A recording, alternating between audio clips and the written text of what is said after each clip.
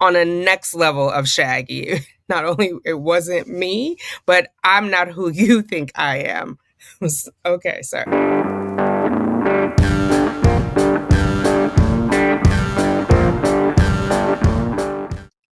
hello, my true crime lovelies. How are you? How are you doing? What's the weather like? What are you up to? What are you sipping? I've got red raspberry tea. It's early in the morning. I want to share this story with you guys. You guys are funny. I was just reading the comments for the her reception center book, and we will wean ourselves from Sarah. First of all, I'm glad I'm not the only one who was trying to quit her. But I don't want to give her more attention than is absolutely necessary, while at the same time not weaning myself too soon to protect my mental health. You know what I mean? But I think I found someone who is equally as bizarre, if not more so, than Sarah Boone. Nicholas Rossi. Have you guys heard of this story? I'm still going to do Shanna Gardner, but there's already a lot of coverage out there, and I haven't seen a lot of coverage on Nicholas, and he was in court yesterday, turned down a plea deal. But wait, we haven't gotten there yet. So, like I said, I just decided to do this, and so I don't have charts yet, but we will have charts, so just follow the story. So I'm going to cut to the crime. This person, Nicholas, who will have many names, but we'll get to that, was from the East Coast, somehow ended up in Utah. He is charged with graping two women. One of them for sure is his girlfriend. It seems the other one, it might be questionable. It might just be my interpretation of it. And so he was charged with that. And instead of going to court, he decided to flee the country. Yes. And he was successful at it. For years, he was out and about and elsewhere. He faked his own funeral, had his obituary, the whole nine, and then went off to Europe. And so he ends up marrying a woman, and he takes on her last name. He's pretending to be Scottish at this point. He takes on her last name. And in this story, I guess COVID is kind of a semi-hero, if you will. How so, you say? Well, I'm glad you asked. So he gets really, really sick with the virus, and he's in the hospital, like on a ventilator, right? Not respirator, whatever. He can't breathe. And in the process, they're dressing him, undressing him. At some point, he's in a coma, and he has these very specific tattoos. And of course, the US, the Federal Fugitive Bureau, whoever they are, has put out wanted posters. He's an international fugitive, guys. And lo and behold, those tattoos match this dude's tattoos, but the name doesn't match. And so they know that they have him, they're on to him, and he just refuses to take any responsibility for it. He's not saying that he didn't do the grape word out in Utah. He's saying it wasn't me. On a next level of shaggy. Not only it wasn't me, but I'm not who you think I am. Okay, so and he's next level ridiculous. Let me just show you this so you can get a little taste of exactly who our villain is. We were once a normal family, but thanks to the media, our lives have been interrupted. And we'd like privacy, and I would like to go back to being a normal husband. But I can't, because I can't breathe. I can't walk. People say that's an act. Let me try to stand up. Let me try to stand up. Exactly. What do you say to someone who believes that you... So I'm going to let it continue for a little bit. This is a U.S. That's his wife, the woman that he's taken on her name that was trying to get him to sit down. You are Nicholas Aliverdi. I am not, Andrea. I am not Nicholas Aliverdi, and I do not know how to make this clearer. What do you say to people who say these are crocodile tears? He's putting on a show. This is all an act. Oh, Andrea, no, that's a low blow. That's a right low blow. That is a right low blow.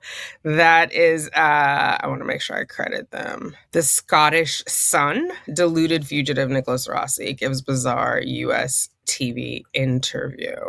So, and he, as the New Yorkers say, not for nothing, he did not have an easy upbringing. He came up in the foster care system. I want to say somewhere in New England. I'm not sure. I'll get to that.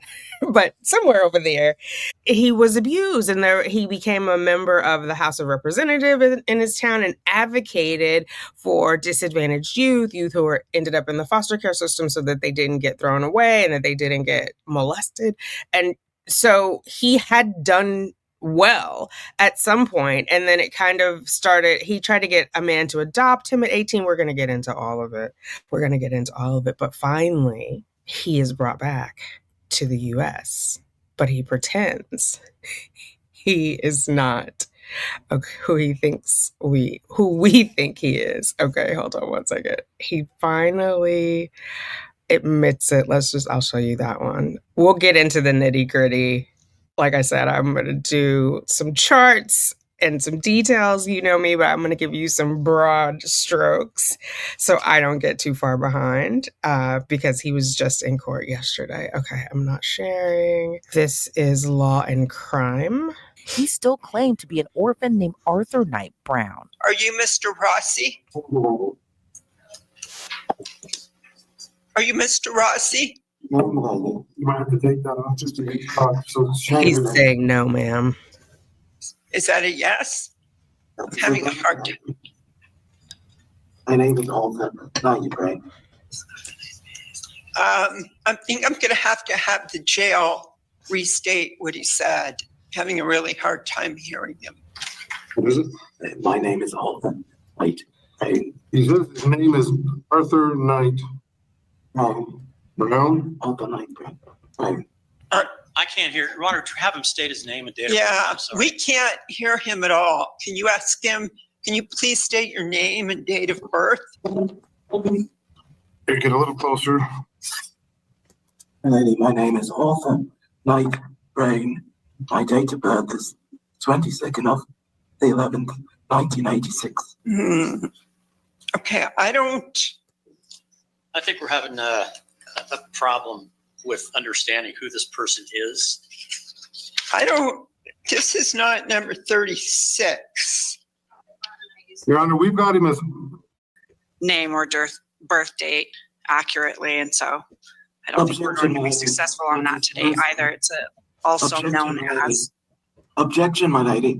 That is complete hearsay, and I would ask your ladyship that the prosecution should cause for why they proceeded to allow. So, Mr. Knight, I'm going to. Whilst I had an appeal pending in the Supreme Court. Months later, during a hearing in August, Rossi appeared in court for a preliminary hearing ahead of his rape trial. But the judge during that hearing addressed Rossi as his alias, Arthur Knight. All right, welcome everybody. We got our attorneys here. Mr. Knight is here. Good afternoon, Mr. Knight. Counsel, you ready to proceed?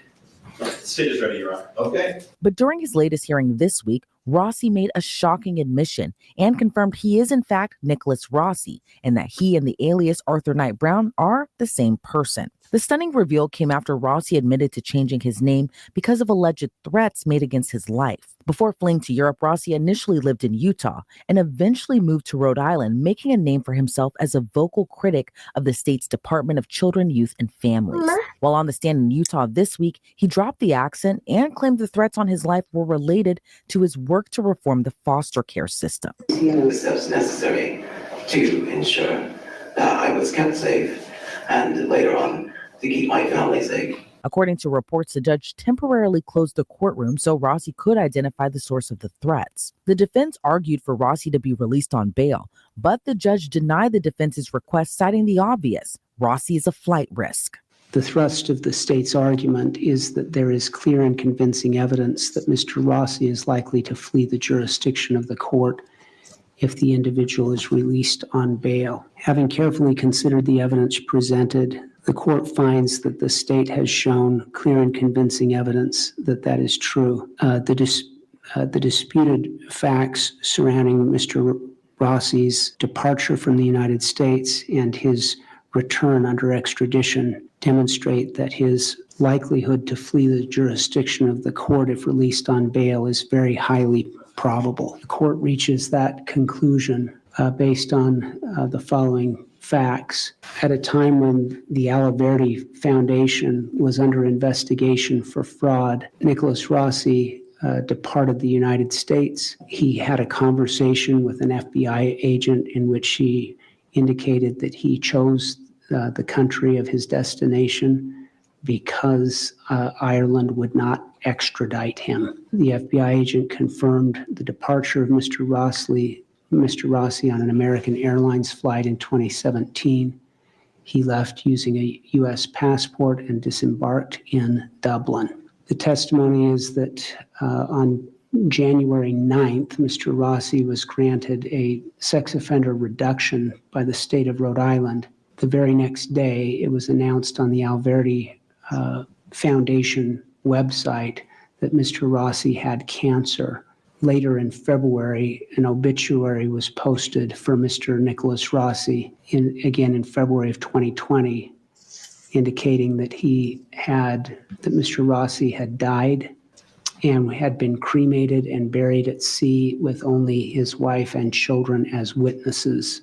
7 days before the obituary was posted, Mr. Rossi or someone posted on his social media account that he had married Miranda Knight. In fact, Mr. Rossi had not died. He continued to conduct his affairs in Europe. Mr. Rossi denied emphatically being Nicholas Rossi and claimed that he was Arthur Knight.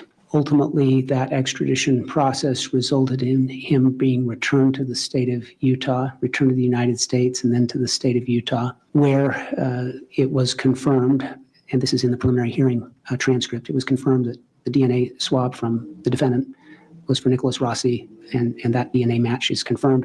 And today, Mr. Rossi does not deny that Arthur Knight and Nicholas Rossi are in fact the same individual. It is true that Mr. Rossi currently faces health circumstances that may make his flight from the United States more difficult, but I'm not persuaded that it would prevent that from happening, that those conditions would prevent that from happening. He has his wife in the UK that is providing him money on a periodic basis. That money can assist him in his potential flight. He has no ties to the state of Utah of any kind. He's facing a rape charge in Salt Lake County. These are strong incentives to flee the jurisdiction, and he has demonstrated his ability to do that in the past.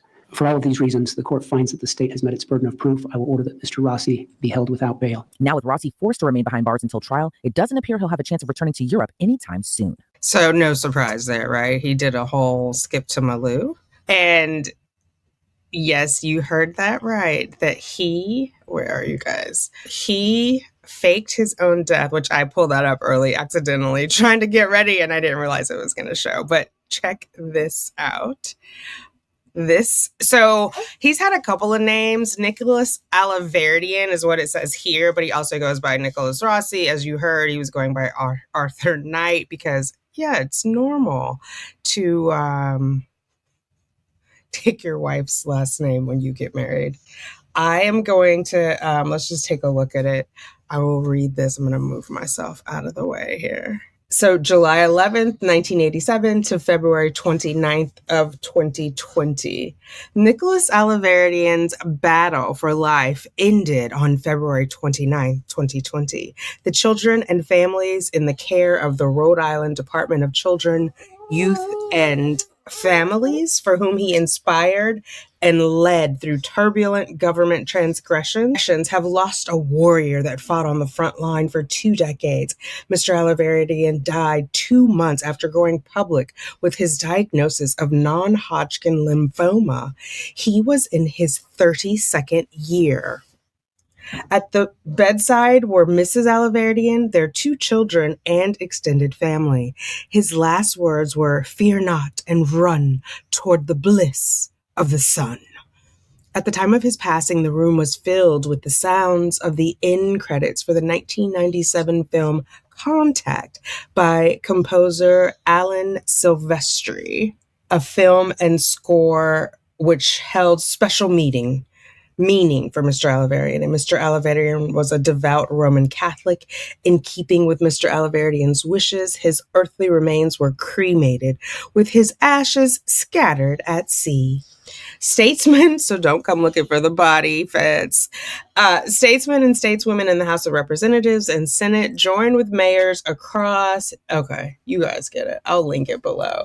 But I just thought that was a riot. I think he's maybe a smarter villain than Sarah, right? He's been successful. It's the DNA that got him. And that's what delayed it, because the actual attack, the assault, was years prior, right? And there was like a test kit, you know the story. It hadn't been tested, it was lost or whatever, and it finally got tested, and that's when they got the hit for him. And so it'll be interesting. He's going to trial this year, and I'm ready for all of the shenanigans. It looks like he's been appearing pro se. I don't know that he necessarily is. It's hard for me to tell because he's in another location when he appears. So maybe his attorney is in the room. I only found the clips of like when he was faking while he was talking, when he had to identify himself. So this is going to be interesting. We're going to dig in. Have you heard of this case? What do you know? And yeah, he was Rhode Island. I knew it was somewhere in that region, in the, oh my God, now I can't think of what it's called. What is that area called? New England. I knew it was somewhere in England. Okay. But as you can see, the boss has woken up. It's 5:30. I'm going to try to see if I can get him to go back to sleep. If I'm successful, I will also record our friend who went to Lowell that you guys sent me about what her transition was like. And we can imagine that is where Sarah's going and what her transition might be like.